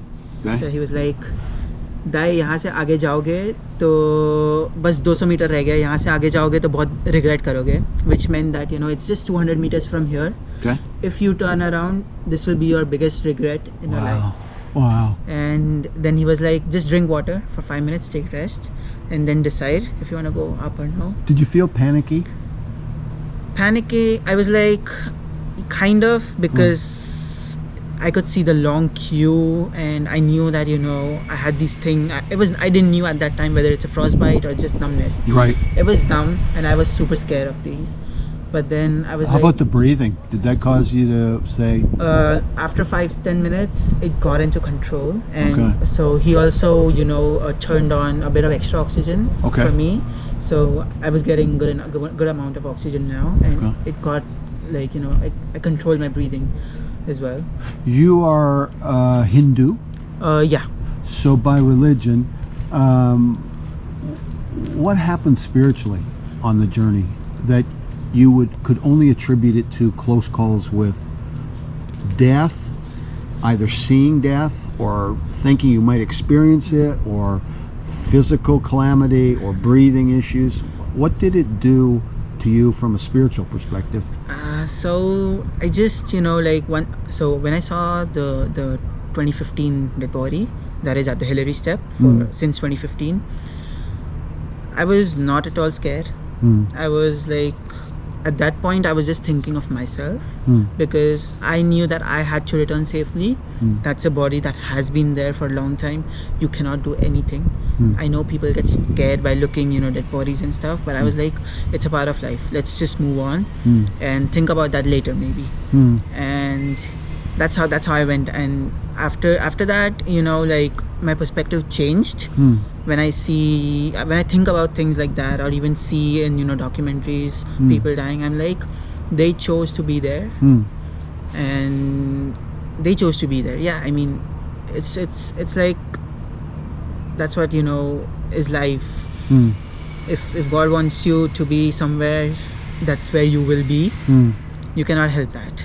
So you decided to go on, Yeah, I mean, and you were 200 meters, yeah, I was 200 meters. and so you had left at 10 p.m. Yeah, and at Hillary Step, it was around 6 or 7 in the morning. and then so you've hiked. You were tired. Yeah. You've been through what you've just described, and now you are very close. Yeah, And when you reached, there's a flag there. There's something that you are now at 8,448. 8,848. 8,848. You're now there. You've arrived. There's no higher place you can go. As soon as I crossed Hillary Step, Huh. I knew that everything is done. All the hard part is done. Now it's just another 50 meters, 100 meters of, gradual, simple ascent. There is nothing else, no hard work or anything. You just have to walk easily. And I actually cried before summit, like before going to reaching the summit. Right. There were tears in my eyes. Right. Because I don't know, it just came out because Absolutely. Amazing. National Geographic, they had set up these antennas and stuff before Everest summit. And I had seen in videos that once you cross that, it's just there, right there. And I was like, I could see those were right there. And I just went past them, and I could see people gathering at the top. And that's how you usually get to know What it. did you do when you got to the final point? So I cried before and after reaching the summit. Right. I was like, okay, I just want to go down now. I'm cold. So you didn't stand. What did you see? I could see, I tried locating different mountains. So I could see all the world's highest mountains. So I could see the fifth highest mountain, that's Mount Makalu. I could see the world's sixth highest mountain, that's Mount Choyu. That's in Tibet. I could see Mount Lhotse, that's the fourth highest mountain, right besides Everest. I could see Mount Nuptse, that is 7,900 meters. So it was just so magical to see all these things from the world's highest mountain, like literally the world's highest mountain. And there were like 20-25 people all clicking pictures, happy, and you could see the photo. Even I'm happy.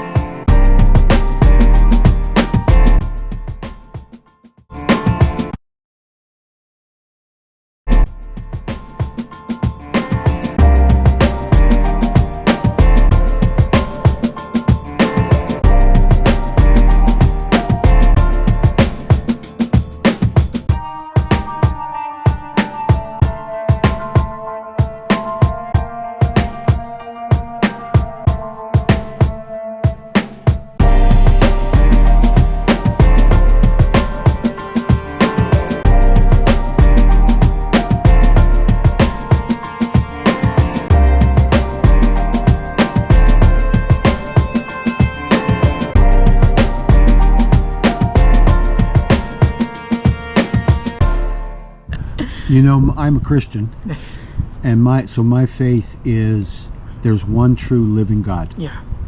And a part of who he is creator. Yeah. So he made the universe. Right. So I'm picturing with that mindset you standing on the top of the world. You're at the highest point. There is no higher point anywhere on this planet, and you're looking everywhere, and he made it all by speaking it into being. Right. I mean, it had to have been a phenomenal Phenomenal. Yeah. So going down, was it hard? Going down is the most riskiest part. Is it riskier than going up? Yes. And that more, is more danger of sliding, going off a cliff, or no more. So usually people just consume their energy in going up. right? So imagine, you know, you have 100% of energy. Now and you're let down. You put all your everything 100% into it getting there. just getting there. Right, There right. is no energy Right. for coming down, and that's how people mostly deaths happen on The Everest accidents happen. while coming down, because there is no energy left for them to Gotcha. return. You're not as alert. Yeah. You're not. You think, okay, the hard part's done. Yeah. This is easy. And once you reach that bar of 95%, you start hallucinating. Things started to happen. You know, so there was this guy. He jumped off Mount Everest.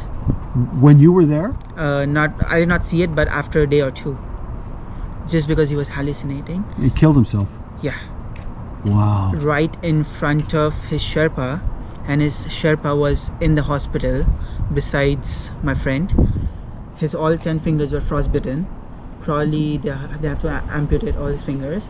He saw all that. He witnessed that horrific movement, jumping off towards the Tibet side, and that's called the Kangshung phase, and that's almost 1,000 to 1,500 meters of deep fall. straight drop. fall. Yeah. He just jumped. Dead on impact. Yeah. And body's still there. No way of getting. There is no way. There's Cannot no way. find it. No. Wow. That speaks to the risk of going down. This letdown, this lack of alertness, the hallucination, Yes. and then things like this. Yep. Regular occurrences happening on. Hallucinations might happen because at that altitude you don't want to drink water. You don't want to remove your mask and, you know, sip that water. It's just difficult because you have to remove your bag. You have to remove your bottle. You have to remove your gloves as well, because you cannot drink in mittens. Those are thick gloves which cannot even hold you cannot even hold your bottle. You can't with it. hold anything. So you So have that's the risk of Yeah. exposed skin. Yeah, to it's not the exposed element. because you have those thin liners. Liner. That's why you wear those, so that Okay. you don't get metal bite and stuff. Okay. So yeah, but it's difficult. You have the oxygen pipe as well, so you have to remove your bag safely so that you don't, you know, just remove the whole pipe out of your oxygen. So yeah, you have to be very careful with everything. Is going down to the base camp part of the 25 days? Yes. So 25 days from base camp to the 8,848 meters. With rotations, What do you mean? acclimatization. So some places you're stopping So until you're Yeah, you're so, calibrated. Yeah, that's why I said it's 25 days. So basically, Okay, I got you. you go to Camp 2, you rest there, come back down, you rest. That's why it takes so long. Yes, because you need to, you know, let your body recover as well. So all 13 of you with your Sherpa, with your guide, you cannot go at the same speed because you all adjust Yeah, differently. yes. You all are in different shape Right. and different. Okay. When you get back to base camp, Yeah. you breathe Yes. and now you're safe. Yes, but You- I did not go to base camp Why not? because I had frostbitten fingers. So what happened? So I took a helicopter From from Camp 2 to directly Kathmandu. they had one come for you. Yeah, just because I don't want to expose my fingers more into snow. Good. So because if it's in fingers, I would say it's okay. But then I had one in toe as well, and I have to walk in snow. Good. So I don't Danger of Yes. not being able to walk at all, and Right. nobody can get you. You're going to Yes. die. And one more thing that happened to me, and I was super scared of, was while coming down from Camp 4 to Camp 3, I was rappelling. So this is your position while rappelling. Oh, yeah. And my fingers were numb, so the rope just, you know, went out of my hand and I could not even feel it. Yeah, how do you do that? You've got to take off your big gloves again because there's no. Yeah. You're on liner or just a The little liners. bit more. The liners. Is Camp 2 the highest point where the helicopter can come? Where a helicopter can land. Can land. So you have to get. Till Camp 2. How did they at Camp 2 they can radio, or before that they can They can radio from summit as well to base camp. to the top? Yeah. Okay. You can have a conversation. So I forgot to add this. sure. At the summit, I was like super, you know, like I want to go down as soon as possible, but I also radioed my uncle. He was at Camp 4. Wait a minute. He went to Camp 4 and then he went back. Yeah. He went back because he had to make a small rescue of our teammate. So he was coughing blood. And His teammate. yeah, our teammate. Okay. So he was from India as well. Okay. And he had a HAPE, pulmonary edema. So there was. He could have died. Yeah. So he was coughing blood. So my uncle, while he from the middle of between camp 3 and camp 4, he went down to helicopter. No, just to safely. He safely went with him. Right. And then he came back again to camp 4. Okay. But then he was super late. So we started at 10 o'clock at night. He reached camp 4 at around 10ish or 11. So he could not start a summit. How about the next day? It's not possible. It's just you have to stay on schedule. Yeah, because like there are a lot of people on So he had to come down with you. He went. No, he did not wait. So I came back from the summit. So I summited at around 9 o'clock in the morning on the 17th of May. Right. And I came back to camp 4 at around 2 p.m. The same day? Yeah. Oh, okay. Yeah, the same day at 2 p.m. And he left early in the morning to camp 2 just to rest and relax, and he was there waiting for me. So I was down. I was super happy. The Sherpas are amazing. They're amazing people. Yeah, and there's multiple groups. Yeah. And they get reputations of who has the best group, or are they all pretty standard? They're all pretty good. No, so it also depends on what kind of a package you are in. Oh, okay, So gotcha. there are premium packages as well. Gotcha. Less premium as well. Right. Yeah. Right. I understand. So the one that I was, it was all the basic amenities that you need. Yeah. And if you want to go premium, the things you get is on base camp you have your dome tent, a big dome tent with a study table, with heated beds and stuff, which is, sometimes you don't need that. Right. Yeah, for people who do work and climb, right, for them maybe. Right. So yeah. Were there a lot of vloggers or YouTubers? many. So in 24 when I went to base camp again. 24 you went back. This was your third time. Yeah. Why did you go back to the base camp? I was climbing. Did you leave something No. there? I was climbing the world's third highest mountain. Third highest, okay. And India's highest mountain. Oh, okay. That's Mount Kanchenjunga. I reached at 7,800 meters, and there was a small avalanche over there. Okay. So we had to return from 7,800 meters. So we could not summit. So that's another to do. That's. Do you need to go back to the top of Mount Everest again? I want to. You want to? Why? It's just I feel that like I was there for 30 minutes on the summit, but it was my first time. Okay. And I was like, super, what do you call that? I had this thing of me just, heading back down. So I could not enjoy that moment, maybe. Okay. I want to go there, again, enjoy, maybe make a vlog or two on the summit, which I could not. Right. And also climb the world's fourth highest mountain. Right. That's Mount Lhotse, because the way is the same till Camp 4. You have to go till Camp 4 of Everest. And that's how you divert to Lhotse and Everest. So yeah. So you would do two the same trip? Maybe, if I have that. I'm planning to do both together, because I don't want to go back into Khumbu again. Right. That's the riskiest part, as I told you. Right. I'm scared of Khumbu, I can say that. Right. Because of those. But you have to go through Yeah, there. you have to go through. So you have to do it one more time in order. One more time to climb those two mountains. Wow. Yeah.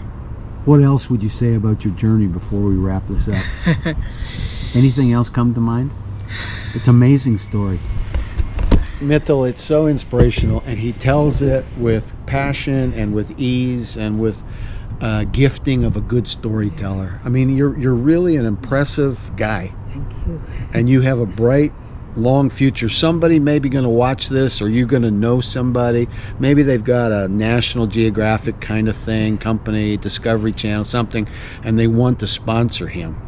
He didn't ask me to do any of this because his parents did it up until now, but why should they have to do it if maybe you could partner with him and help them? help him climb again the mountains. He's willing to do it just out of the sheer love of doing it. And he's going to do it, and it's going to be mom and dad. But maybe there's somebody that wants to be a part of sponsoring. I don't know what that means. I mean, you got to be creative about this, but he's willing to have the right camera this time and do the photography and tell the stories, and you would have the rights to it, and somehow maybe you could win together. So if you're that person or know of that person, then you should contact him directly. I always like to ask one last question of people when I'm interviewing them, and that has to do with what is their dream for the future. Now that we've gotten to know Mithil a bit and hear his story, and especially that very important part that happened a couple years ago, and the lessons he learned, and the inspiration that story gives me and gives people like you when you're getting ready to climb the Mount Everest or your Mount Everest. My Mount Everest might be a surgery, might be open heart surgery like I had last August, and then 3 months later you're not fully healed, but you're feeling pretty good, and you start traveling again and doing what you really love, what you've done all your life. Might be different for you, but it's all kind of similar. We've got to get past points in our life where we want to quit, where we want to, my cardiologist in the emergency, when I first started the process, reached down and whispered in my ear, just got one question for you. Do you want to live? And I said, I want to live as long, I know where I'm going when I die, but I want to live as long as possible and as well as possible in this life, fulfilling the purpose God has given me, and that's to help other people through telling their stories, inspiring other people, because you never know what the connection is with that one person that causes something really good to happen. I don't need to know, just knowing that that's happening is important. So, what's your dream for the future? What do you want to see happen?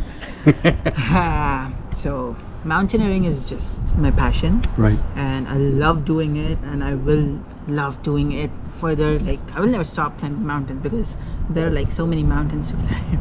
Right. Everest is not just, Everywhere in the world. yeah, But you've done the highest.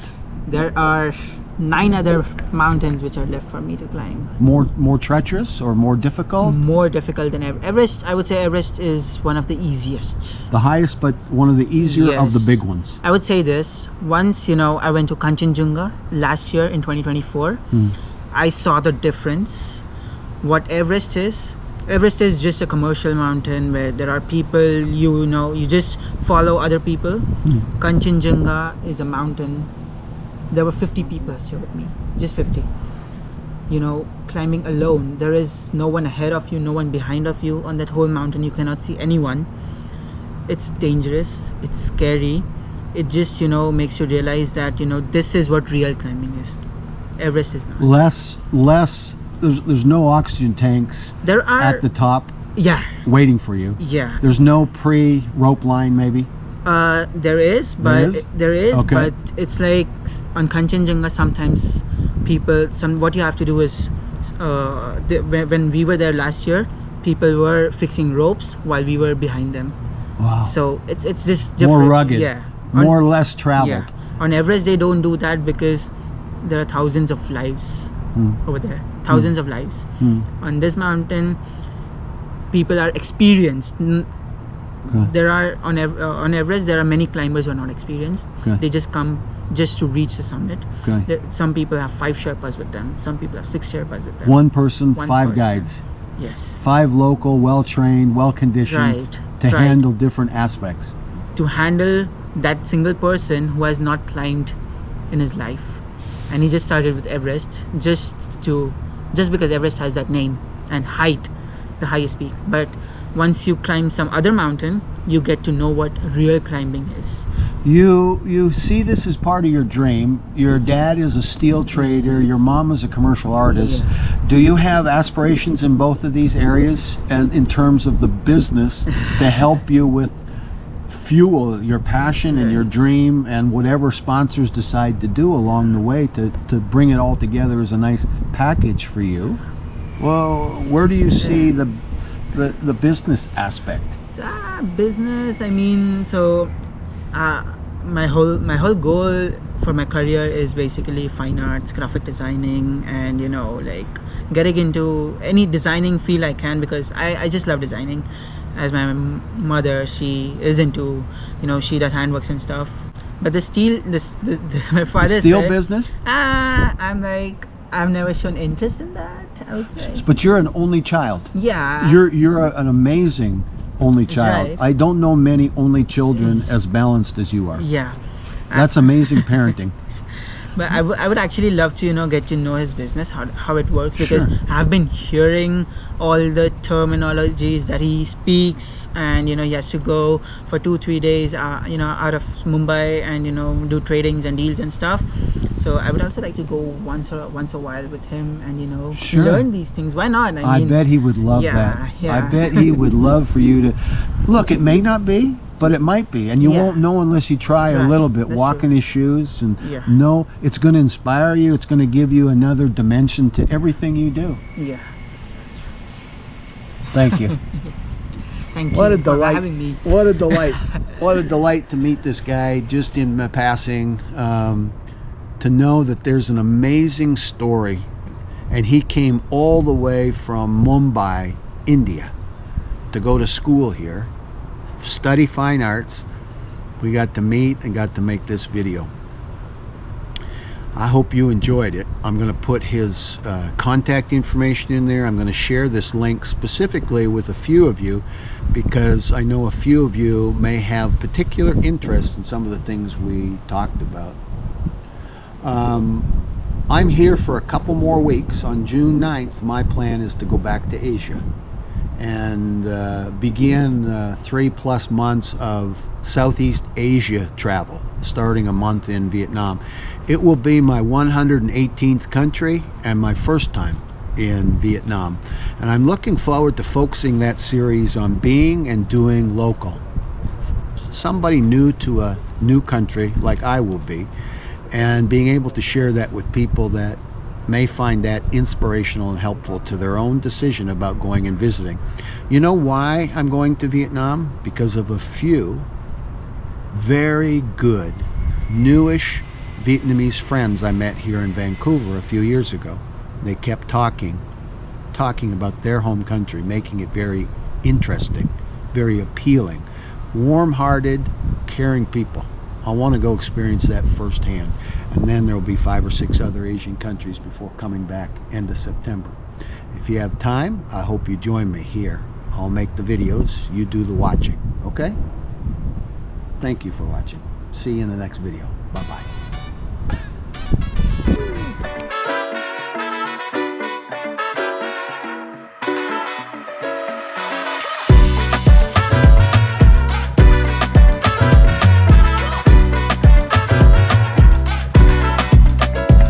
Beautiful Vancouver, British Columbia, Canada, making this award-winning.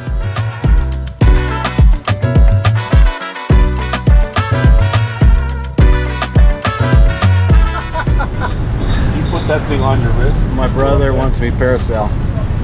Let's do feedback on this non-live stream.